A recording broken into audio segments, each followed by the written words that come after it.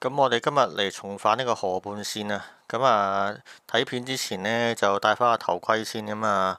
我就唔係呢個教車師傅啊，我只不過係用一個同學仔嘅角度咁啊，邊兜呢個河畔線啊，邊講翻當初阿 Sir 教嘅要點啦。咁啊，希望如果有啲同學仔啊，即係如果啱啱學唔記得咗阿 Sir 講咩，或者就係考試有啲緊張嘅話，咁呢條片可能對你有啲幫助啦。咁啊〜好啦，咁一開頭呢，我就想講兩樣嘢。第一樣嘢呢，就係呢架其實唔係一架學車嚟嘅，呢個係一架考試車嚟嘅。咁我一陣都會提到佢嘅。咁另一樣嘢呢，就係駕院其實出嚟呢條路呢，其實係有兩條線嘅。咁就有分左線同右線嘅。咁入返去呢，就得一條線嘅啫。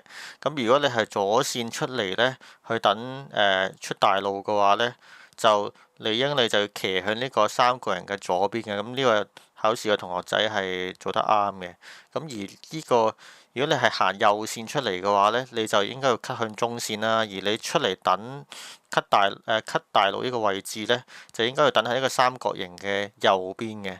咁啊唔應該存在一個情況係你騎住咗呢個三角形咁樣出嚟嘅，咁樣係等於踩線啊，咁就唔係幾好啊。咁啊，繼續啦。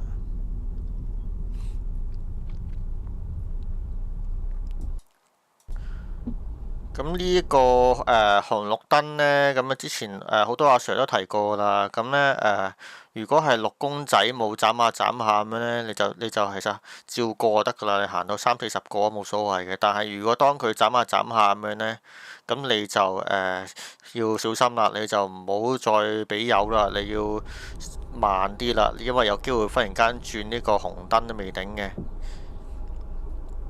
咁啊，我哋等綠燈啦，開車啦。咁啊，時間就係12點，依家中午12點。咁啊，天氣就落緊雨嘅。咁就最理想開翻個細燈，同埋開翻個水撥。咁啦，就都會有好多學車喺度學緊嘅。咁呢個就係第一樣嘢我想講啊，就係呢，依架車呢，其實佢個前轆踩線啊，咁我覺得啦，保守啲啦，最好係借翻少少右線先過嘅，咁就要做翻呢個打燈望鏡擰頭嗰個動作啦，先過嘅，就比較唔建議直行直過啊，尤其是考試車嘅話。因為有機會俾人剔你太接近物體嘅。咁我後面嗰架就係考試車啦，但係我喺呢個倒後鏡嗰度呢，我好似見到佢都係直行直過嘅啫。咁啊祝佢好運啊！因為其實係有機會俾人剔太接近物體嘅，佢頭先係有少少近啊，同呢架車。咁啊，嗰架考試車就去牛皮沙線嘅，我喺倒後鏡度望到。咁但係我就今次就show 俾大家睇係去河畔線啦，所以我就直去嘅。咁過呢個燈位我就見唔到後面嗰架考車，咁直去啦。咁一過咗呢個牛皮沙街之後呢，考官應該會同你講前面燈位直去，或者前面燈位左轉嘅。咁如果前面燈位左轉呢，就即係考多石線啦。咁你就 keep 住喺呢個左線。咁但係如果佢講話前面燈位直去呢，咁即係考河畔線。咁我建議你冇車就即刻 cut 去中間線，就唔好去到前面先 cut 中間線，因為其實好似有啲阿 Sir 教呢，係前面嗰個巴士站嗰度左右啦，先 cut 去中間嘅。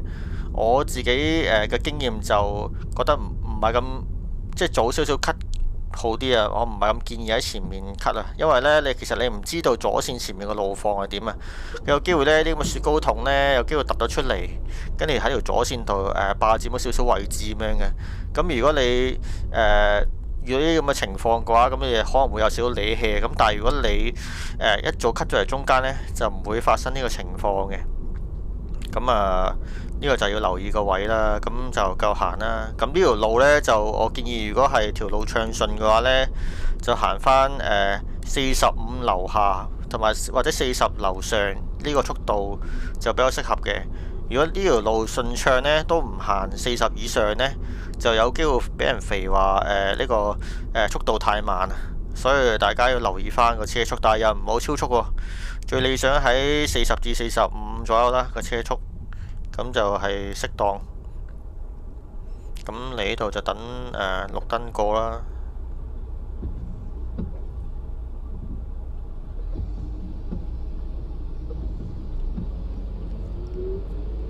好啦，我哋一陣間呢要 cut 去右線嘅，咁啊右線啊再入返河畔江背街嗰啲位嘅。咁如果 cut 去右線嘅話呢，我就建議響呢一個駁呢個位置前少少啦。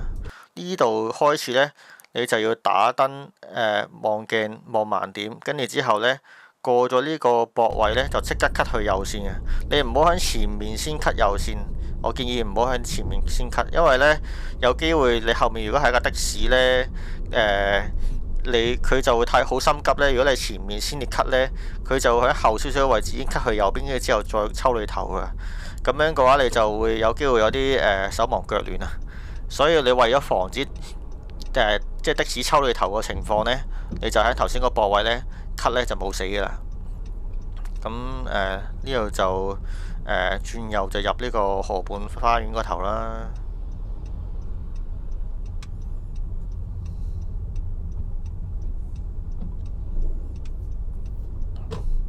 咁啊，前面係一架考試車嚟嘅。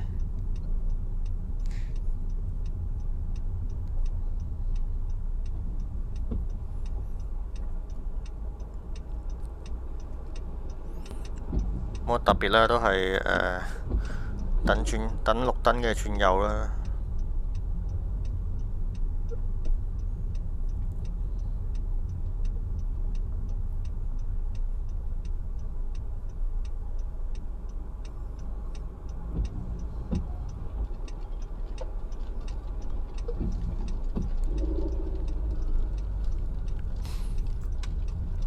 好啦，呢度一條行車線嘅啫。嗱，如果頭先見到有人呢，你過到佢過緊馬路嘅話呢，如果係考試車，我建議停噶啦。慢駛都唔建議，因為之前阿 Sir 講，如果你慢駛都有機會肥嘅。最緊要見到人呢，最緊要安全，直情停喺度等佢入晒條行人路，你先至繼續開車。咁啊，繼續行啦呢度。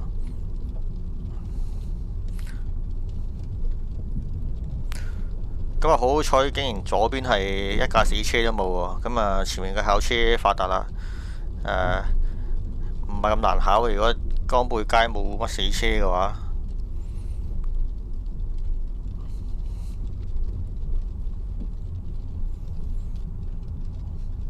咁呢個位見到有架死車，咁就睇下對面有冇車，冇車就攞中間，攞完中間過去之後就 cut 返左線。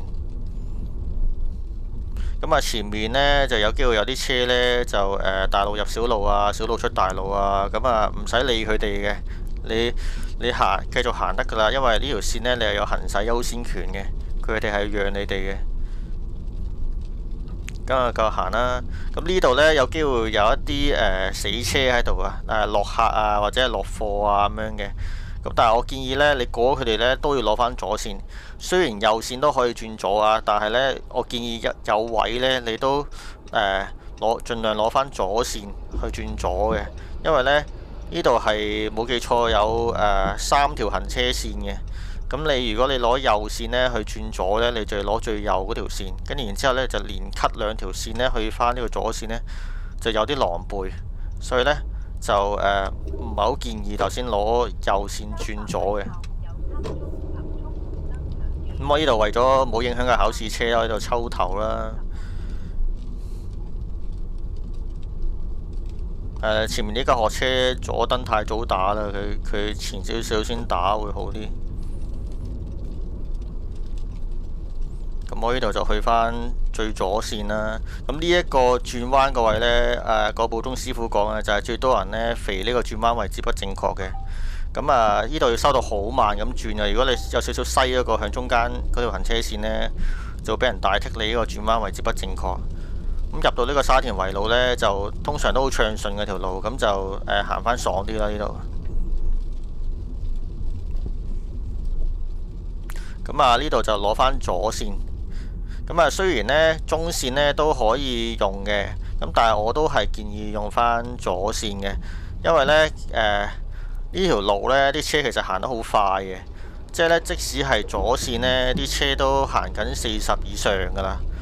咁因為你慢啊嘛，咁你慢嘅話，所以我建議你攞翻左線咯。如果你中線嘅話，你好容易超速嘅，你好容易揸到50，因為理論上你攞中線嘅話呢，你會快過左線啲車啊。咁你不自覺你加到自己50都唔知啊，所以我建議攞翻左線咯，keep 住攞左線行。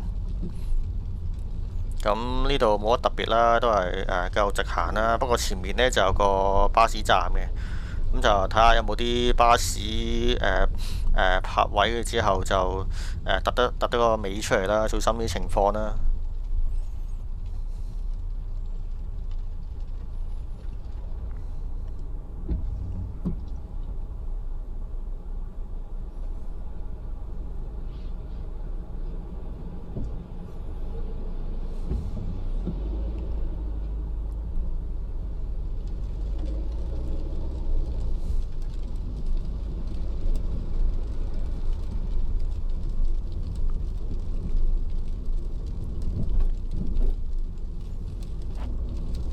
冇特別嘅，呢個都係行翻45以下、40以上呢個速度 keep 住直行得㗎啦。咁啊，左邊呢條路呢，就係獅子山嗰邊呢落嚟嘅，咁啊有機會車速好快嘅。咁啊，我哋直行得㗎啦。咁呢個燈位呢，我想講呢，就係小心啲嘅。如果你見到佢綠燈咗好耐呢，你就唔好繼續俾油啦。你見到去到第二個箭嘴呢，你要開始即係隻腳擺喺腳掣嗰度啊，唔好再俾油啊。等下車就咁漏，因為呢，隨時預備佢轉黃燈，你要剎得切啊。因為有一次呢，我就係喺度剎唔切啊，個頭突得出嚟啊。咁啊，小心啲。咁呢度直行就係 cut 翻去前面嗰個左線，去翻呢個牛皮沙街啊。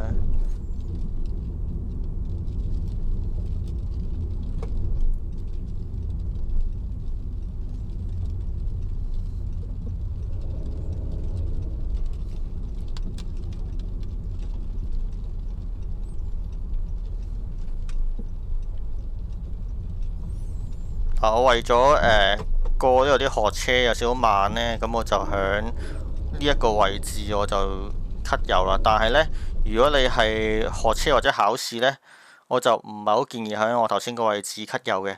我建議喺呢個黃格再加呢個行人過路處嘅前面先 cut 向右線嘅，因為呢，呢度呢都會有車過嚟嘅。如果呢度有車過嚟呢，你睇唔到呢，你又喺呢個黃格啊嗰度 cut 油呢，就會有少少危險。所以呢，我就建議呢，就響前少少呢啲位呢，先 cut 去右邊會好啲嘅。呢個都係啲阿 Sir 教我嘅。咁呢個就係呢個牛皮沙街啦。咁如果其實右邊線呢，牛皮沙街冇乜特別嘅，都係直行得㗎啦。咁但係呢，如果左邊呢，即係銀淨線呢，就有機會比較繁忙啲。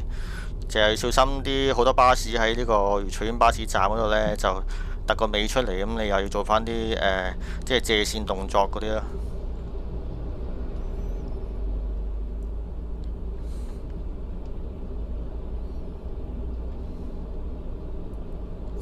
好，綠燈咁就直行啦，繼續。咁啊，呢個燈呢，大家記住，如果呢，你係衝黃燈嘅話呢，呢盞燈啊，如果衝黃燈嘅話呢，前面嗰盞燈就有機會過唔到噶啦。如果你呢盞燈衝黃燈嘅話呢，我就建議又慢慢駛得噶，等佢轉黃燈嘅之後，等下一個綠燈先過。咁如果係綠燈嘅話就冇問題嘅，你過到嘅。見唔見到啊？呢度已經轉黃燈啦。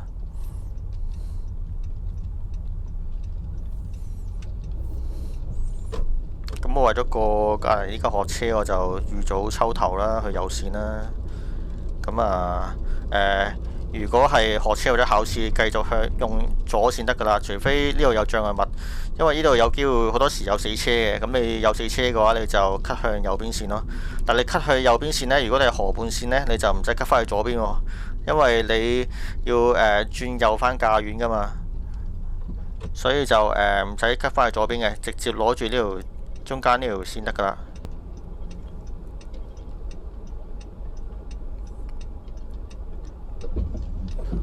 咁呢度呢，我想講呢，就唔關河畔線嘅事嘅。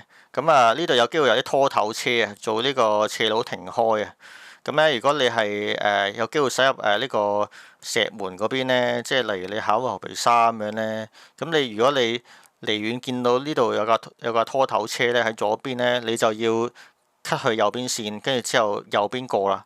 你唔好去到呢個路口先發覺，哎呀佢阻住我喎，跟住之後呢，先 cut 去右就會有啲攣氣。預早睇下呢度有冇啲拖頭車，同埋呢度呢，晏晝會有機會有啲嗰啲單車喺度穿插嘅，小心單車呢個要。好啊，咁繼續直行啦。咁轉呢個彎呢，有少少技巧嘅，即係我哋要轉右返學院啊嘛。咁你見到呢度有個即係行車分界線啦。咁我哋就黐住呢個行車分界線嘅嘅左邊，黐住佢咁樣轉右嘅。咁你就轉得靚㗎呢個彎。好啦，咁攞左邊線呢，就如果冇車就即刻 cut 去中間啦。呢條路最好盡早 cut 去中間會好啲嘅。嗱，咁呢度呢，架小巴呢，就仲未入晒條線啊！如果係考試車呢，就建議駛到好慢好慢，等佢入咗線呢，你先至繼續行前。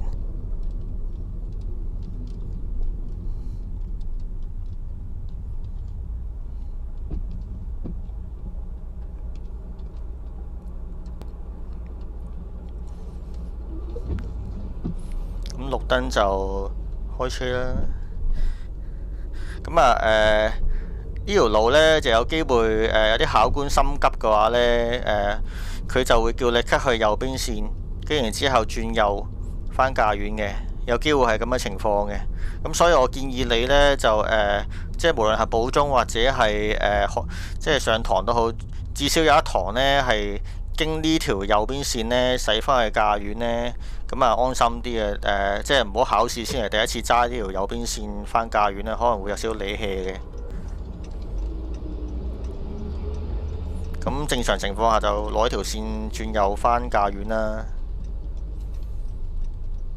咁呢個彎呢，又係阿 Sir 之前提呢，就係佢就話點解呢度呢係甩晒色呢？就係因為嗰啲阿 Sir 呢，個阿 Sir 教去到呢啲位呢，先叫啲學生轉右，所以呢，就點解呢個甩晒色啦？所以大家如果唔知嘅話呢，就可以留意翻，即係喺啲甩色位度先轉右嘅。好啦，咁如果去到呢條線呢，就唔使咁心急呢，就 cut 去左邊線嘅，呢條線返駕遠啊嘛，cut 去左邊返駕遠啊嘛。咁揸到呢個交通標誌嗰個位呢，先至打左燈、望左鏡、左盲點咁樣 cut 去左邊嘅。因為你唔係揸到去呢個位呢，其實你望唔到左邊線有冇車嘅。太前嘅話，其實係望唔到嘅，佢要去到呢個位先望到嘅，同埋要預早望下前面有冇死車，因為前面有啲人係有機會係搭的士去駕院學車嘅，又或者係有啲死車喺度嘅，打死火燈嘅，咁就要預早睇咯。